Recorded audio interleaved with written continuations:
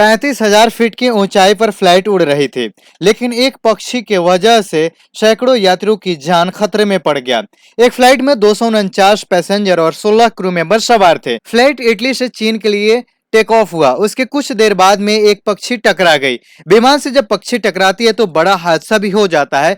ऐसे पक्षियों को टकराना मामूली सी बात है, मतलब हमेशा किसी न किसी विमान से पक्षी टकराते ही रहती है। लेकिन ये मामला एक बड़ा गंभीर हो गया। जब फ्लाइट से पक्षी टकराती है तो वह हजारों किलो वजन के बराबर का दबाव प्लेन पर लगता है, जिसकी वजह से प्लेन डैमेज हो जाता है। ऐसे ही फ्लाइटें चीन के लिए टेक ऑफ होने वाली थी और अचानक से पक्षी टकरा गई।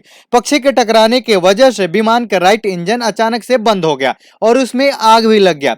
अब सोचिए, एक पक्षी के कारण में एक इंजन जल गया और उसमें आग की लपटें फेंकने लगा। इस वीडियो को देखिए।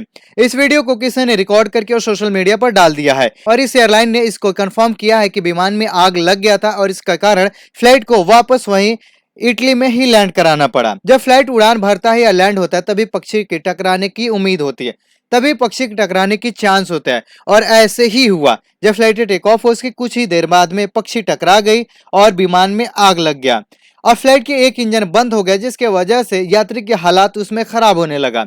पायलट ने जैसे तैसे करके एक ही इंजन पर कुछ दूर ले जाया गया और फिर विमान को लैंड कराने की कोशिश करा, लेकिन विमान को लैंड होने में बहुत ज्यादा खतरा था क्योंकि उसमें फ्यूल भरा हुआ था और ऐसे में इंजन में आग भी लग गया था। अगर फ्यूल को नीचे नहीं गिराया जाता तो तुरंत उसमें बड़ा आग लग सकता था।